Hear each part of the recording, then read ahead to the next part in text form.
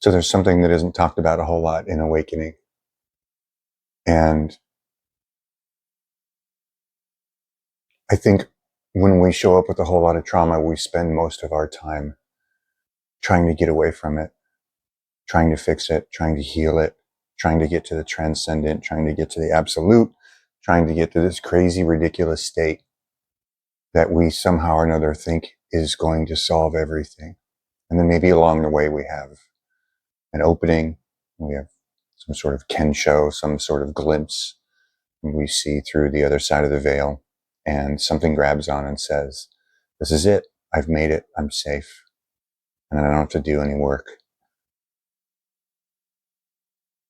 And then at some point after that, we come up against or in contact with the really hard stuff. And I think I don't know if it's not really clear what I'm trying to say, but I know that it doesn't, I don't know if it's talked about a lot because we tend to want to repress the thing that's right in front of us. We want to repress the very way that we're plugged in with the sense of a person, and it's shoved down and it's pushed away and it's denied and it's anything but that. And yet that's exactly what has been happening here, is this crazy leaning into, as I heard one person say it, this plunging into the world, into the personality. And what's come up for me lately is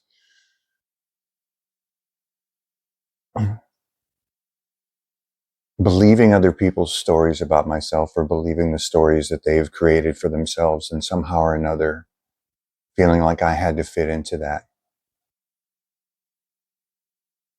Feeling like, I've always felt this way, I felt like I was on the outside looking in, and it was always the other people that had it together. And look at how well they're doing. And how is it I'm going to fit myself into their mold? And how is it I'm going to change my behavior? And the whole time there was this weird sense of rebellion that was saying, this doesn't feel right. This doesn't feel like me. And because I didn't have any way of anchoring into that, and I didn't have any external source that was that would validate that for me, I had no way to get into exploring that. And when I got into awakening, I read all of these lofty concepts and all of these ideas about how things were supposed to be. And I read about these vague pictures, or these vague figures in history that were walking around in these blissful states. And then I decided somehow or another, maybe even subconsciously, that that was how it was going to be. That I was going to walk around denying any and everything in my experience for the sake of bliss, for the sake of maybe even appearing to be placid, appearing to be enlightened, appearing to be non-reactive. And after many years of this, what I've discovered that it's the exact opposite. And I don't know if everyone's ready to hear that kind of thing, because moving through deeper stages of this, it's becoming very, very clear that there was a reckoning with this projected world that I thought that I had to fit into. And then I discovered there was a very, very, very deep hatred for how I was plugged in, because I was told that that wasn't okay. Why are you so sensitive? Stop being so sensitive. Why are you questioning everything? Why don't you just do it the way that we want you to do it? You need to wear a collared shirt. You need to hold your fork a certain way. You need to act a certain way. We need to go to do this thing because it's a nice thing to do. When someone says, please, you say thank you. And this entire time I'm looking at these constructs of rules after I had cleared out so much of the shadow work and was getting into the darker, deeper, more existential bits, and looking all the way down at this and really being terrified at the prospect of having to come into this full awareness of how I'm plugged in life, of what I like, what I don't like, how I express. And it's even come through on the channel. I've noticed that I've wanted at some points to talk like somebody else, or maybe sound like somebody who had it all together. And there are any number of teachers that seem to really, really have it all together. And perhaps they do. Perhaps that's their personality. And I think the whole reason I started this whole thing was to show another aspect of it, that there is a grittier, earthier, more raw moment to moment way to experience life. And I had a lot of struggles with it because I would have my direct experience after having had an initial awakening, and then watch a video and then try to line it up with what these people were saying. And it never did. It never did. And on the one hand, it was, okay, but this is my direct experience. And it feels very, very true of what it's like to move through the apparent world. And then the other hand, it was, but it doesn't line up with what these people are saying. Therefore, I must not either be far enough along. I must not be awakened. This must not be enlightenment. This must not be the final stage. And then the deeper ones that were programmed into me of, I must be doing it wrong. I must be wrong. I must have gotten the whole thing completely incorrect because of how I am. I'm incapable of getting this right. Everyone else is going to get this right.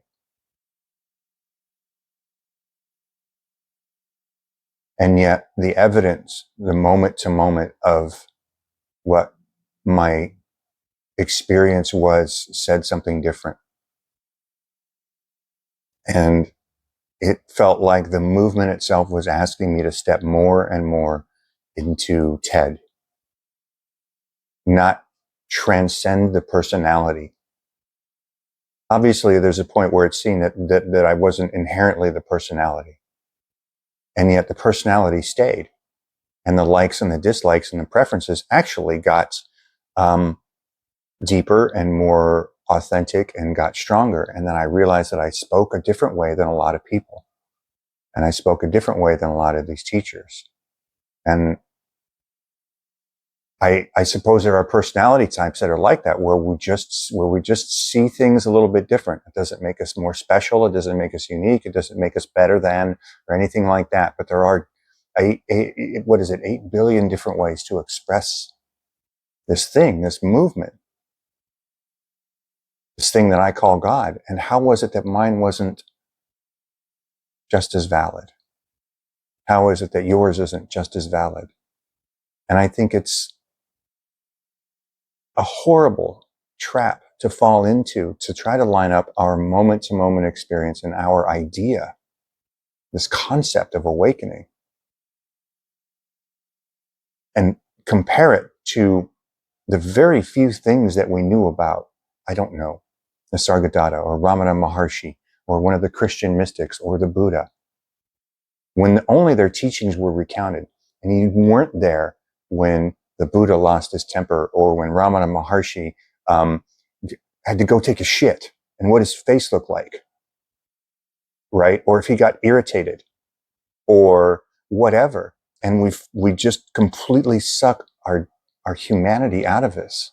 And this has been a really intense journey for me, especially over the last few months, of trying to understand or trying to step into how it is that I'm plugged in without acting, without trying to be any specific certain way, and still going, I like this, I don't like that. I like this person, that person I don't care to spend a whole lot of time with. And why not? I don't like liver. I don't like pate. I don't like squash or whatever, all these silly ways. And the question is, can I celebrate those aspects of me? And that's harder than I think if I've adopted all of these ways that I think I need to be. and you add in this outside looking in, and you watch any number of videos or you read books where you're only catching a personality in teaching mode, in sharing mode. And you make the assumption that that is their experience 24 hours a day. And then you compare yourself to that. And yet your experiences are unique to you. Your memories are unique to you. How you move through the world is unique to you. And what the fuck isn't beautiful about that? And I don't want to say that I stepped into this thing, this movement willingly and went, let me look at this one item at a time, many times in a super painful fashion. It was quite the opposite. It was as if so much other stuff cleared out that there was nothing else left to look at. And this showed up and was begging and it was begging to be given some attention. And the way it seems to have worked here is that our level of like identification and reactivity is always kind of up here, right? But then as we drop that and pieces of the identity fall off, this becomes this calmer, like this baseline that gets down to here. So when it just seems to be cruising like that, what we wouldn't even notice as like a little blip of something when it was way up here is huge in that relatively just calm sense of presence, in that calm state. And that's how these personality things, this real examination of, can I reconcile how I'm plugged in, came about. And I don't want it to be that it's a reconciliation, like I have to get rid of these things. It felt like a move, something that was other than me, that wanted to embrace these things, that wanted to love these things, that wanted to value and cherish my particular lens in life, not to get rid of them, not to say, oh, I guess that's just how I am, which is kind of a weird, reluctant acceptance of them, but to say, I fucking love this. I like the way I am. I like the way I'm plugged in, even when I feel like I don't know anything. I assure you that any sincere teacher that you talk to or listen to, if they're really tracking, they're going to tell you, if you ask them face to face, that they don't know. With like a capital D and a capital K, they don't fucking know. And the whole reason I sat down to even make this video, because I'm in the midst of some tremendous unraveling through um, changes in my life and changes in my relationships and all of that, is at the core of it is why I started this whole channel in the first place. Was never to come across as knowing anything or being a teacher or anything else like that. It was like just to show some average fucking dude that somebody might come across and have the message be, if you saw some of it, to be, I get it. Of me saying, I see you. Me saying, yeah, this is in the trenches. This is what it's like day to day. And I assure you, it's not suffering all the time here. It's actually quite lovely, whether or not it's painful or not. We do get into that point where you just see the richness of experience. And yet, I wanted to share it because I wasn't seeing a lot of people out there that were, nobody was giving me permission to be this way. They all wanted to talk about transcending and doing shadow work and getting into massive states of equanimity, and that everything was just going to be whatever, however it was they were describing. And I went, there's no room for how we're plugged in that. At least that was what I interpreted. Maybe they were saying something different. And of course, my personality interpreted it. So that's possible. But just to say that it's like, it's okay to be, not only is it okay to be completely plugged in as you are, but it's okay to embrace those things and to love those things. And see that life or God or the universe has shaped us this way. It doesn't even have to be, it's for a reason. Not even that. Even that's too much. Of like, this is just how things are. Because I assure you, you're not going to be able to delete your personality. You're not going to be able to delete your habits and patterns. You may experience a reduction, a massive reduction in your reactivity. You may be free from the vast majority of your triggers. You may heal all kinds of childhood trauma, and all those things are lovely and beneficial. And I went through that and continue to go through that. But at no point in time was I ever there to erase Ted. And I'm finding myself very surprised at the remnants that I found over the last 3 or 4 months of needing to embrace this. You know, how many times have you watched somebody or heard anybody that's in the spiritual community talk and say, oh yeah, but I shouldn't be that way, or I know I'm in reactivity, or yeah, I'm aware that's the ego, and fuck that. Like, why?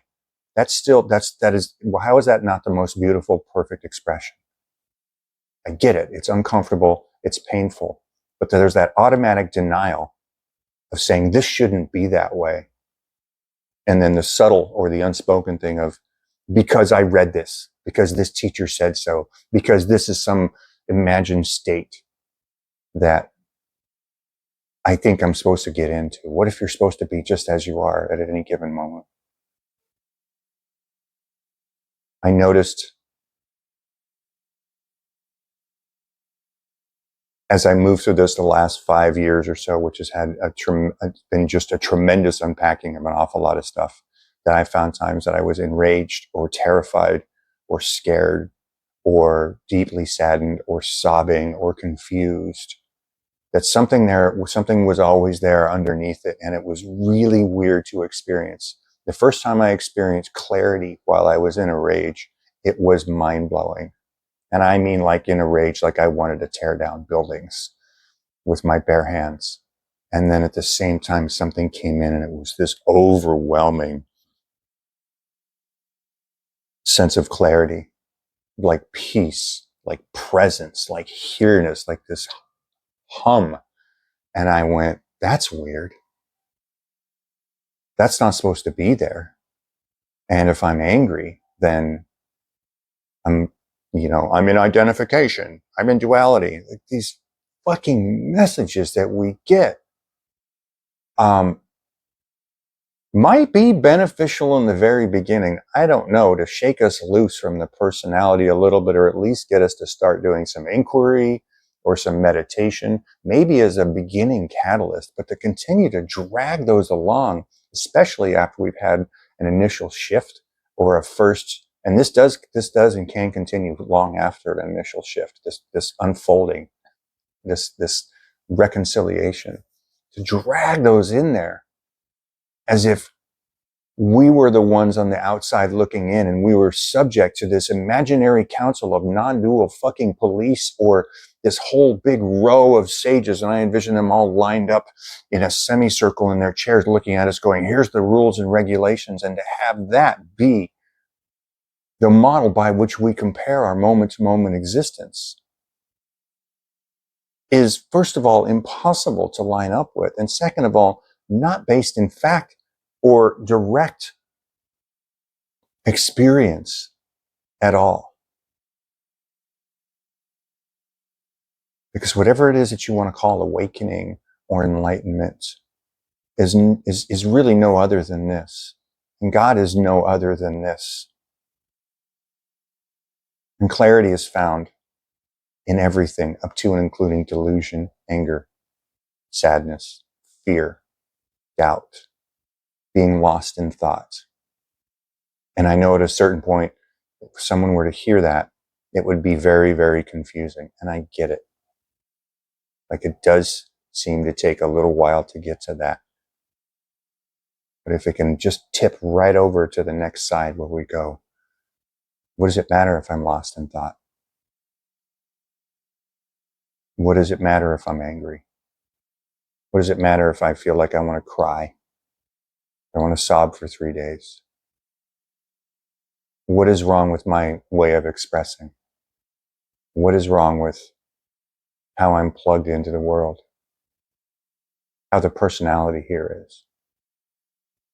And any number of my videos recently have had that sense in there because it feels rebellious. And the rebellion isn't against my moment to moment existence. The rebellion is against these ideas that I formulated after I got into Zen, after I got into non-duality, after I got into Buddhism, after I got into this, and after a first shift. So I just wanted to come on and say, not that I have any real power or ability to knock anybody loose from anything, but from where I'm sitting, the reconciliation of the personality and stepping more fully into that has yielded way more peace and feels infinitely more natural and feels infinitely more like yes. And it's not defiant. It's not sticking my middle finger in other people's faces and going, this is how I am. And if you don't like it, you can kiss my ass. It's much quieter. It's just an increasing confidence in, okay, yeah, this is valid. And then we no longer have to be on the outside looking in. And then the outside starts to disappear. And I was reminded by somebody very close to me today that the times where I run into the most difficulty is when I encounter other people and I sense their projections of the world. And I unwittingly focus on that and then try to squeeze myself and my entire experience into that, as if I still have to fit into their model of things, rather than just quietly standing on my own 2 feet in my own place, as I am, without any modification, without having to do anything about my personality. And it was a really, really strong and sobering reminder. So no matter where it is that you're at, even if it doesn't feel like it, it is in fact perfection. It is in fact God. It is in fact pure love, even if it doesn't feel like that. Doesn't mean that we don't continue to meditate or inquire or watch endless videos or whatever it is that we happen to be doing, because that's included too. You know, true non-duality means there's room for all of it. And maybe chuck those models.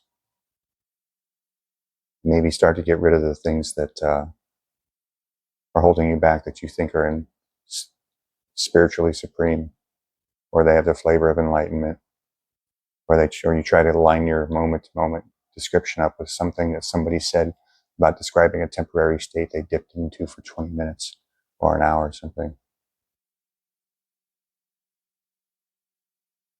And even if that is their moment to moment experience, yours will never be like that. Yours will be exactly like yours.